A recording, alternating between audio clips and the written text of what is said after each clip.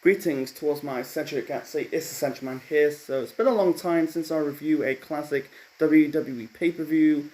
This weekend marks the 10-year anniversary of a show I'm going to talk about right now. That is Money in the Bank 2011 at the Allstate Arena in Chicago, Illinois on the 17th of July 2011. The attendance for the show was 14,815. This show received about 195,000 pay-per-view buys, a upgrade than the first Money in the Bank pay-per-view from the previous year in 2010. That show received about 169,000 pay-per-view buys. The main event of that show was Sheamus versus John Cena inside the steel cage for the WWE Championship. I covered Money in the Bank 2010 on this channel last year. Go and check it out. This show, Money in the Bank 2011, is memorable for many things, but for one match in the main event. John Cena versus CM Punk for the WWE Championship. Self-proclaimed Punk's final match in the company. Is he going to leave the company and Chicago as the new WWE Champion? Is John Cena going to get fired? We'll get to the main event later on in this review. The commentators for the show are Michael Cole, Jerry King Lawler, and Booker T. And this is not just the best pay-per-view of the PG era. This has got to be the best pay-per-view of modern WWE. We'll get to that when I get to my final thoughts of the show. That'll be in the end of this review. Anyway, so the first match to kick off Money in the Bank 2011, we got the SmackDown Money in the Bank ladder match. So the contenders in that ladder match on the SmackDown side, we got Kane, Sin Cara, Sheamus, Cody Rhodes, Daniel Bryan, Wade Barrett, Heath Slater, and Justin Gabriel, former members of the Core. Two side notes to talk about. This is Kane's final pay-per-view appearance with the red and black flame tights, because the first SmackDown after Money in the Bank, he got injured by Mark Henry. He came back at the end of 2011, putting the mask back on to really start the feud with John Cena in early parts of late 2011 and early parts of 2012.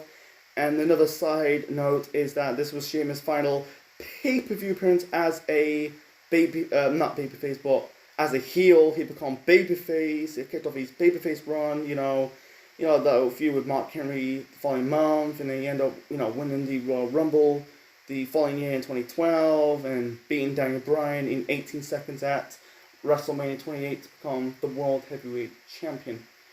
That's another story for another time. Anyway, this was good.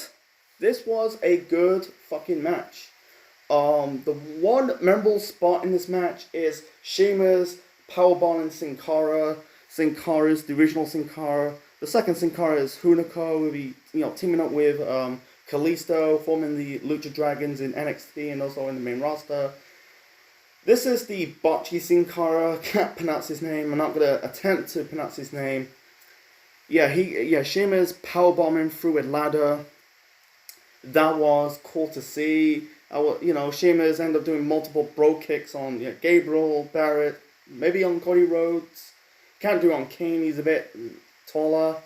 But I can't really say Sheamus was kind of like the MVP in this match. There's one spot earlier before Sheamus powerbombed Sin Cara through a ladder. Is basically Gabriel did like a spot like he's on the ladder trying to hop to get the briefcase, and Daniel Bryan basically drop kick Gabriel off the ladder. And another spot I'm going to talk about is basically you had Daniel Bryan on the shoulders of Sheamus. Kane did his typical clothesline off the top rope. He clotheslined Daniel Bryan off Sheamus' shoulder. That was an also cool spot. And also Sin Cara, the original Sin Cara, was out the rest of the whole match. And it's a disappointing how the original Sin Cara never pans out. I don't know. I don't think Sin Cara will be a world champion, but I think they missed the ball on Sin Cara. Yeah, the character, become a tag team champion, in later years, but never a single star, it has to do with language barrier, the first Sin Cara botch, and so on and so forth. Anyway, Yeah, Kane basically chokeslam Sheamus onto a ladder. There was two ladders. One was like underneath the ladder, very close to the briefcase. Anyway, so in the end, I think Barrett. There was one spot like you thought the core is gonna reunite again. You know that the former members of the core is Barrett, Gabriel, and Slater. Gabriel and Slater had crappy sorry, kind of tongue twist moment. Both Gabriel and Slater had crappy, theme musics.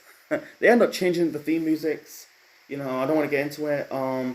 They kind of teasing like the core kind of reunites. Barrett, Gabriel, and Slater.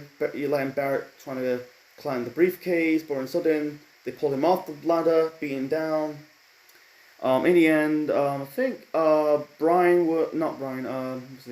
Barrett was about to wasteland Bryan.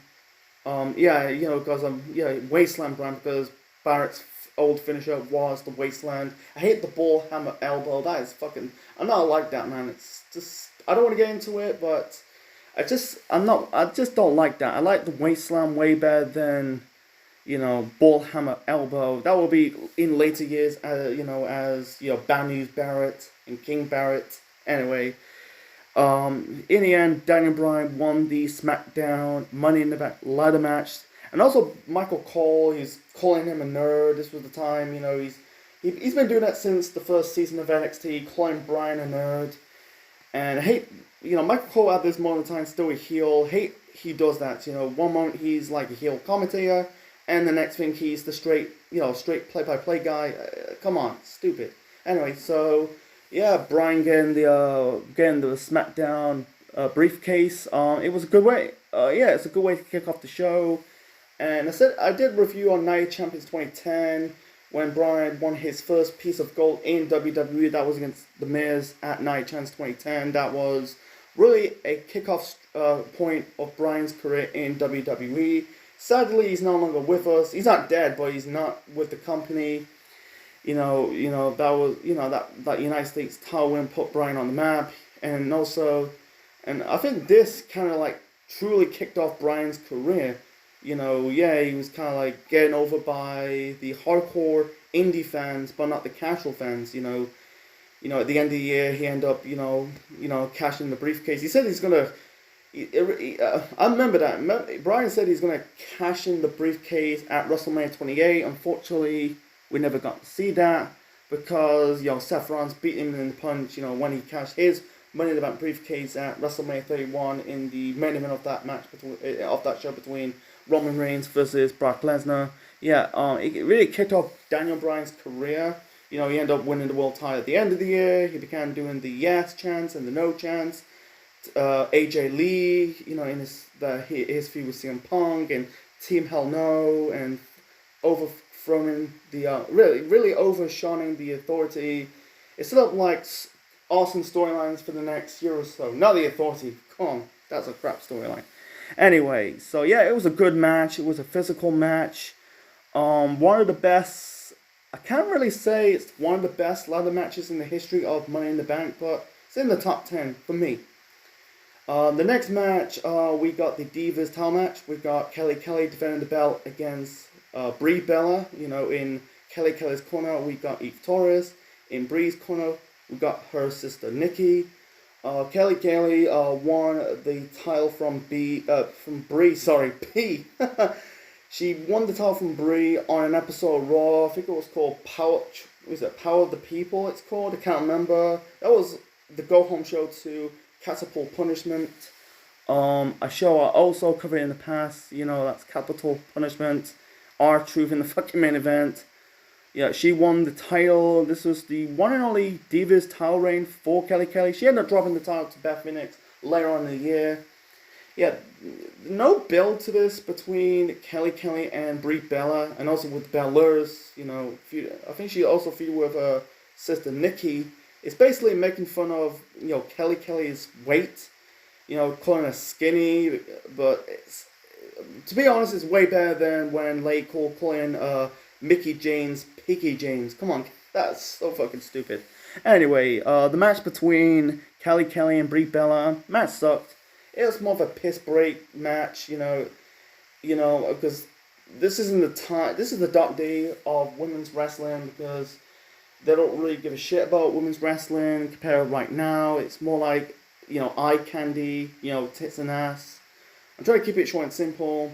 Kelly got the win over Brie Bella, hit her finisher. That was more like a leg drop, like the famouser, Billy Gunn's finisher. I don't know what Kelly's finisher is called. It's kind of like, Billy Gunn's famouser or Dolph Ziggler's famouser. Anyway, she retained the title. Let's move on. So the next match, we got Big Show versus Mark Henry. This match got some heat. On an episode of SmackDown in May, you had Big Show attack Mark Henry. This was during the feud between Big Show and Alberto Del Rio. Then at Catapult Punishment, you had Mark Henry attacking the Big Show during the match with Del Rio at Catapult Punishment. You had Henry basically World Strongest Slam Big Show through an announce table. Then the couple of weeks, you had Henry attacking Big Show to set up this match on the show. This match between Henry and Big Show, and by the way, they're no longer with WWE, they're now in AEW. I think they were part of Backstage, I think Paul White, he's basically a commentator. I think Mark Henry is kind of like suit and tie in AEW, I don't know. Anyway, so the match between Big Show and Mark Henry, I think that this is the first time they feud. I don't say they feud before. They never feud in the Attitude Era. They never feud in the Ruthless Aggression Era. They feud a little bit in 2009, but I think they feuded in 2009. In the tag team title picture, you had Mark Henry teaming up with MVP. You had Big Show teaming up with Chris Jericho from Jericho, but they never fought one-on-one in a feud, so it's kind of like the first time. The match was just wasn't terrible, but at the same time wasn't great. You had Big Show some offense first, and then Henry was basically attacking the injured leg of the Big Show. Big Show kicked out of the World's Strongest Slam. Henry hit another World's Strongest Slam, multiple splashes, pins the Big Show, and won. This was a short match. I can't really say it's a bad match. I don't know. The women's title match is a piss break match, but this was it was okay. I'll get to my final thoughts, later on in this review. So yeah, Henry won this match. Afterwards, he grabbed the chair, wrapped the chair on Big Show's leg. I think he did a splash up the top rope and broke the Big Show's leg. I think he injured his tibula on his leg, and then Big Show was out for a few months. And also he was ended up becoming a psychopath, Mark Henry. This was the stuff when Mark Henry started attacking the Big Show, and then weeks before that he attacked a tech guy during the match with Randy Orton. I think it was a May episode of SmackDown. You had Mark Henry attack some tech guy backstage. I think it was really the start of Mark Henry's push. He's doing the whole Hall of Pain gimmick he will do. He ended up injuring the Big Show, injured Kane, injured Vladimir Kozlov, Great Khali. He ended up becoming a world champion. I'll get to my thoughts on Mark Henry as a world champion if I review Night of Champions 2011 in the future. So yeah, they won't feud again until the autumn of that year. Big Show came back, feuded with Mark Henry in multiple pay-per-views at Vengeance, Survivor Series, TLC, and the Royal Rumble the following year in 2012. When they were in the world title picture. So the next match, at least this match was a bit better than the previous two matches on the show. We got the Raw Money in the Bank ladder match. The contenders are, we got Kofi Kingston, The Miz, Evan Bourne, the future Matt Sydal, Jack Swagger, the future Jake Hager, Alex Riley, Rey Mysterio, and Alberto Del Rio. I think that's it. Did I miss something?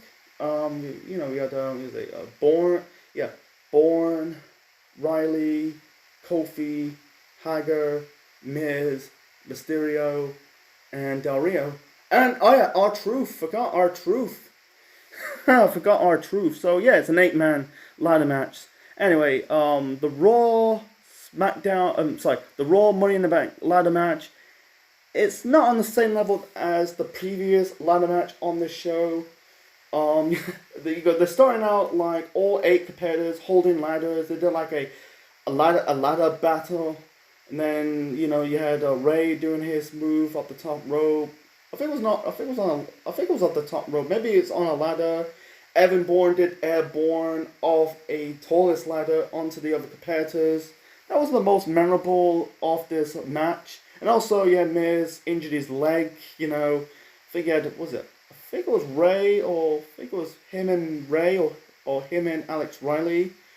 And Del Rio kind of pushed the ladder off, knocking both competitors off the ladder. Miz injured his knee. He came back minutes later. That's good. It's not like Sin Cara missed the whole match. Anyway, and also you've got all competitors. I think there's 7, 8 competitors fighting on 2 ladders or 3 ladders to get the briefcase. In the end, Ray was about to win. And by the way, the fans were fucking booing Ray. I think the reason why, because he won the world title at WrestleMania 22 5 years ago. I covered WrestleMania 22 months ago. In the end, Del Rio climbed the ladder, grabbed the briefcase, and become Raw's Money in the Bank holder. He ended up cashing the briefcase at the following month's pay-per-view, that SummerSlam, and won his, I think it was first of 2 in his career. He won 5. He's a 5-time. I think he was a 4-time world champion in WWE. 2-time WWE champion, and I think 2-time world champion in his run. Between 2010 2014, that was his first run. And the second one was a bit short. It was 2015, 2016. Anyway. So yeah, the match was fun. Not on the same level as the SmackDown Money in the Bank ladder match from earlier, but it was fun for what it is. So the next match, we got Randy Orton defended the World Heavyweight Championship against Christian. This is I think in their singles feud, this is kind of their, this is their 4th match in their feud. Because they fought, the SmackDown after Christian won the world title against Del Rio at Extreme Rules. Then, like I said, the SmackDown after Extreme Rules, they fought at Over the Limit. They fought at Catapult Punishment, and now you've got 5th match. Now fought on this show. At this moment in time, Christian is a full-blown babyface because basically, like I said, when Edge retired after WrestleMania 27, he really faking the world title, and then, Del Rio fought Christian in the ladder match for the vacant world title at Extreme Rules. Christian won the ladder match, become the world champion for the first time in his career. You don't really count the ECW title as the main title. And then 5 days later, one of these fans got pissed off. Christian dropped the title to Randy Orton on an episode of SmackDown. Then it set up their rivalry. They fought Over the Limit, Catapult Punishment, and this show, Money in the Bank. So at Catapult Punishment, basically you had the match between Orton and Christian was ending controversial because, Christian did the move up the top rope. Orton hit the RKO, and Christian's leg was underneath the rope.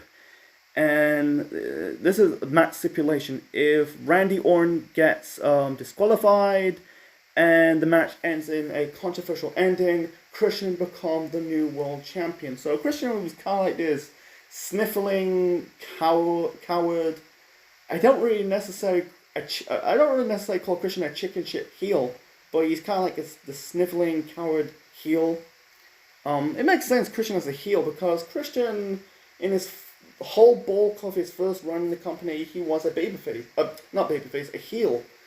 So, anyway, and also on an episode of SmackDown, you had basically Christian, had a lawyer, and also he was stole Randy Orton's wallet. He gambled his money on the roulette table. It was one at the time SmackDown was in Las Vegas.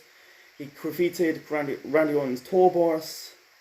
It's just like I think it's not about like Orton, Orton and Teddy Long. I don't know what he said. It was a bit PG. It's not like edgy. It's not like Orton's kissing Teddy Long's ass or some shit like that. Anyway, so the match between Christian and Randy Orton. This is the weakest out of their feud. Yeah, mostly Christian basically trying to make Orton pissed off. Made him like hit him with a chair. He pushed him. The match was back and forth. Orton kicked out the kill switch. Christian was going for the spear. Orton got away. Shoulder first onto the turnbuckle. Christian spat Randy Orton in the face. And then Orton lost his shit from punches at Christian. Low blow Christian. And Christian became the new world champion for the second time. And then Orton beat Christian even more, throwing him out over the announce table. Hit Christian in the head with the TV monitor. Hit the RKO onto the Spanish announce table. Did not break. And then he hit another RKO onto Christian onto the same announce table. And also, Orton got booed. He got a bit of a mixed reaction, and he got fans with Orton pictures, but he got booed. Don't know why they booed Orton. It has to do with when the stuff when they dropped. They had Orton winning the title against Christian. 5 days after he won the world title at Extreme Rules. That could be the reason why fans really basically booing Orton, or maybe like Orton's kind of like super semi Orton, or I don't know. There's many reasons, but Christian. They kind of cheer Christian. He got booed a bit, but he got cheered.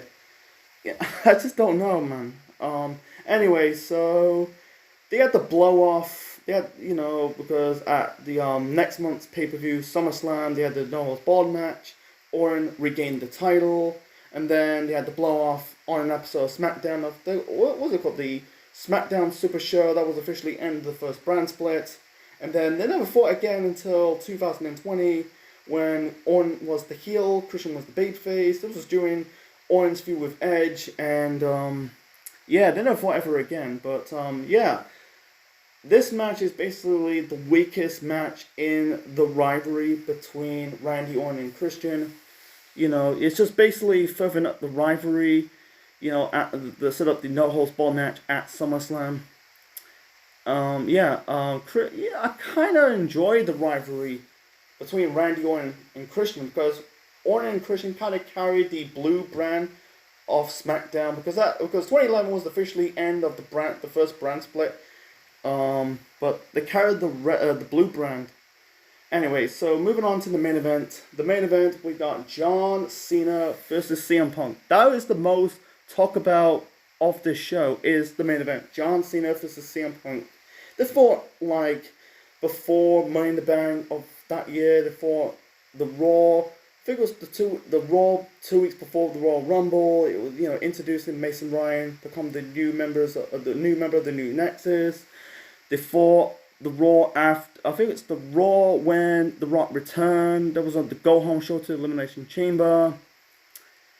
They fought in tag team matches. I think it was one with it was Cena. I think it was Cena and Ray versus Punk and R-Truth. They fought so many matches before that match at Money in the Bank. So anyway, Punk won a number one contenders match to face John Cena at Money in the Bank. He said his contract is running out. His contract expires on the show. He wants to leave the WWE as the WWE champion. So, I covered this show a couple weeks ago on this channel. I covered the Raw when CM Punk cuts that Infidence pipe bomb promo. And then he said, the world's better off when Vince is dead. It's going to take over by his idiot daughter and his stupid solo. Go and check out my Raw when Punk cut the promo. That was one of the best promos, legendary promos. I think there's many speculation that Punk kind of say things from the forum, like why the reason why Rock's in the main event of WrestleMania 28 are not. It's just was good. And also name dropping Ring of Honor and Colt Cabana, who was in WWE but got fired. That was 2008, 2009. Anyway, so Punk got suspended. Del Rio won a number one contenders match to face John Cena. It was a triple threat match. When Del Rio became the number one contender, I said to myself, no one wants to see Cena and Del Rio. They fought at Night of Champions 2 months later, but not at Money in the Bank. People want to see the hometown boy CM Punk. So basically, Cena begs Vince McMahon to reinstate Punk and to do this match. And also, Vince says to John Cena, if CM Punk leaves Chicago as the WWE champion, yeah, he'll basically get fired. So that was a really good feeling. It got that expense I was looking forward. This is the type of expense you'll never see again in pro wrestling, whatever company. You know, you never know if Cena's gonna get fired or CM Punk gonna leave as the WWE champion. So it's like, holy shit, this is going down to the wire. Anyway, so Punk got the biggest pop. You know, they were chanting CM Punk, CM Punk. He got the massive pop, that massive reaction. This was the final pay-per-view with the his old entrance. What's it called? Light and Burn, Lighting with Fire. I can't remember his old theme name. He ended up like, because 2 weeks later he ended up like debuting with Cult of Personality, and fans were booing John Cena. I think there was a banner that says, "If Cena wins, we riot." You know, those Chicago people, they really want to kick John Cena's head in if he wins. And the boos are much louder than he got booed. He got booed at WrestleMania 22 when he fought against Triple H. But anyway, so this match for me, this is basically, I have to say, this is match of the decade. Match of the decade. WWE's main roster match of the decade. I think the close of it has to be John Cena versus AJ Styles at the Royal Rumble in 2017, or AJ Styles, John Cena, SummerSlam 2016. It's very debatable. Might do, matches of the decade in the future. There's plenty. I'm talking about main roster, but I'm not talking about NXT. Anyway, so a lot of near falls. They will have to do anything. They were chanting, "Let's go Cena, Cena sucks." I thought they were chanting, "Let's go Cena, CM Punk," and also they're chanting, "You can't wrestle." Punk pointing out, he said like, "Are you chanting with me? You can't wrestle." But when he pointed at John Cena, the fans chanted, "Yes, that was funny." It's not on the same level as John Cena RVD at 1X10 2006. They were chanting, "Cena suck cock, fuck you Cena, die Cena, die Cena die Cena die chant." Sorry, I'm stumbling, but. I like it's not on the same level, but they were 100% behind CM Punk and totally against John Cena.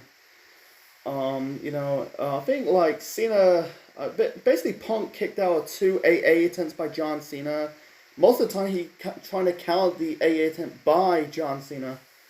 I think like Cena countered the GTS attempts by Punk.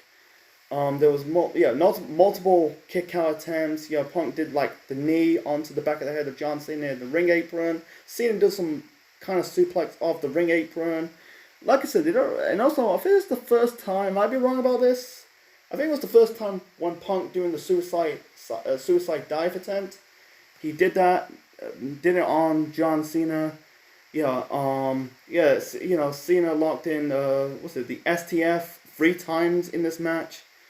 Punk locked in the Icon of Vice. It was back and forth. Which one's gonna croak? Which one, and then you got like Vince McMahon and John Laurinaitis. This was like at this moment of the time, John Laurinaitis was beginning as a personal, really becoming a character. He was, he worked with the WWE behind the scenes over the last few years before, debuting as a character. He was the VP of Talent Relations, and the future general managers of both Raw and SmackDown. People power.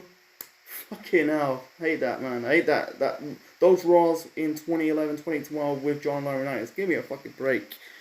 So, I think Cena locking the STF onto Punk. Vince trying to screw Punk in his own. He's trying to screw Punk in his own state, in his home state of Chicago. Laurinaitis trying to, go to the timekeeper, trying to ring the bell. Cena decks Laurinaitis. Yeah, he's basically saying, we're not doing it that way, we're going to do it my way.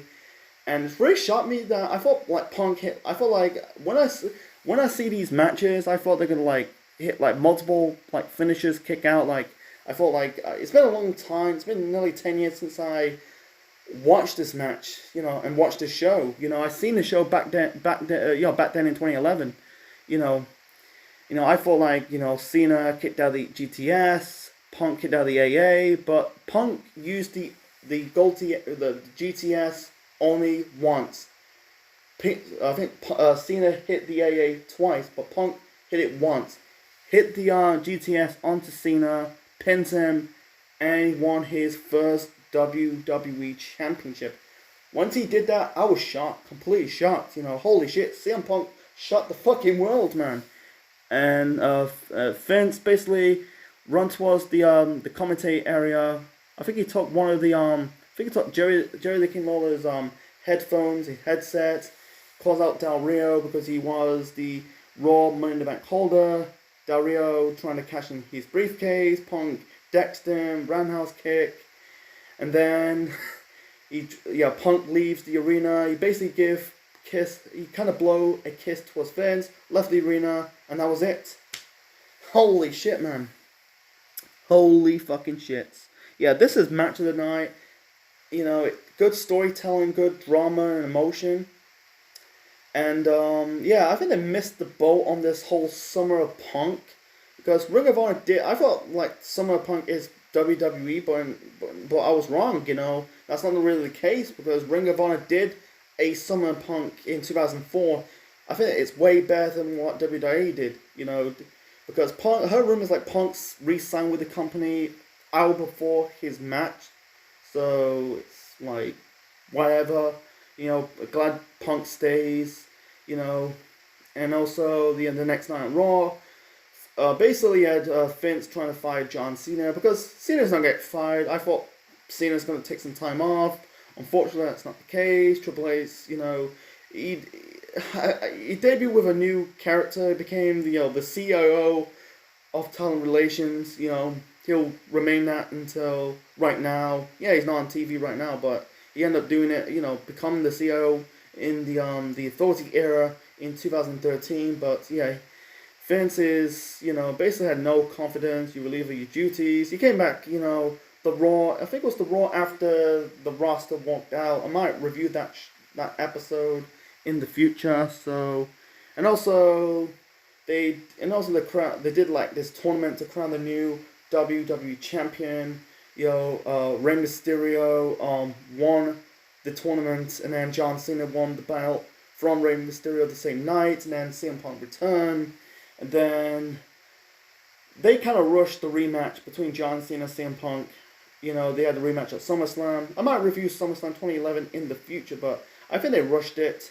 And then Punk won the rematch, and then Kevin Nash returned, Del Rio cashed the briefcase, and and also, it's very funny that, the title changed hands multiple times in 2011. Miz hold the belt in 2011, then John Cena, then CM Punk, then Rey Mysterio, then CM Punk again, John Cena again, then Punk at SummerSlam, then Del Rio, John Cena, Del Rio, and CM Punk ends the year becoming a two-time WWE champion at Survivor Series, or a future show we'll review in the future. So yeah, I think I don't want to get into the whole WWE's version of Summer of Punk. It's just like, it didn't really bother me at the time. It didn't like ruin Punk, because Punk ended up winning the title for the second time at the end of the year, so it didn't bother me. It's not like he's completely buried, but yeah, I think they missed the boat on that. Adam Blampied from the he used to be part of Walt Culture. I think he's still on YouTube right now. He did like a booking of how he booked CM Punk's Summer of Punk, in 2011. Go and check it out. It was good. Yeah, it's just like what might have been.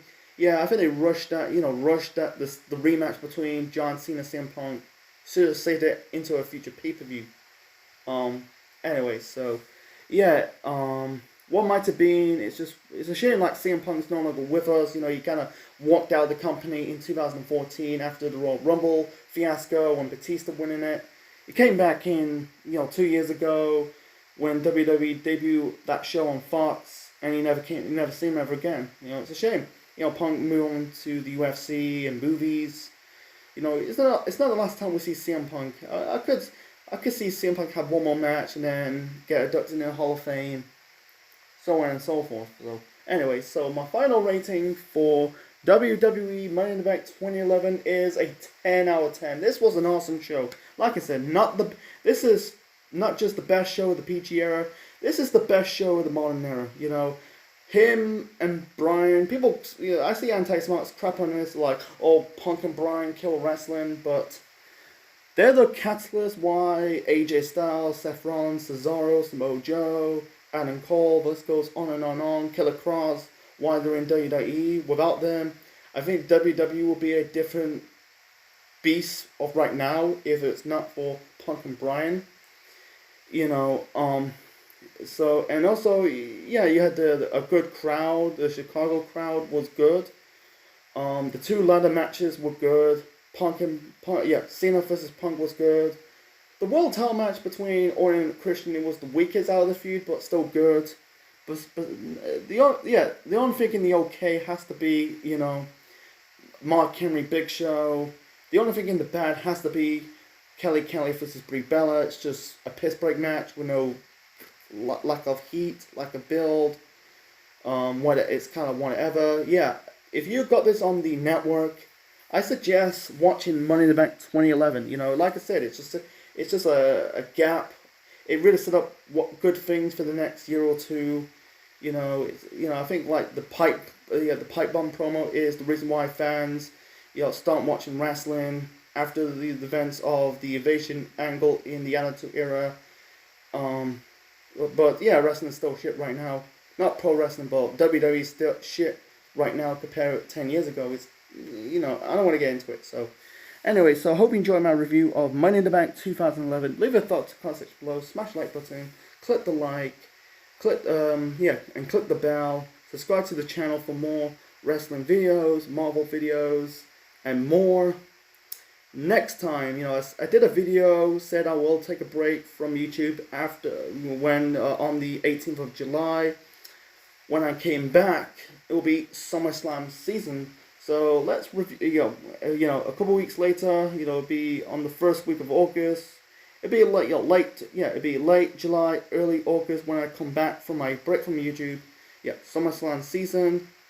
Let's, I've been over the years, the last 1990s WWF pay-per-view was, I think it was WrestleMania 9. So most of the time I've been reviewing WWE pay-per-views from the 2000s, 2010. So let's go to the 80s. Let's go to the 1980s. Because 1 year ago I reviewed SummerSlam 88, the first SummerSlam. Let's review SummerSlam 89. I want to review that show because it's memorable for fucking Sue's no holds barred. Holy crap, I'll get to that show, in a few weeks after my break. So this is Essential Man officially signing out, and that's my review of Money in the Bank 2011. This is a thumbs up show. Actually, a 2 thumbs up show.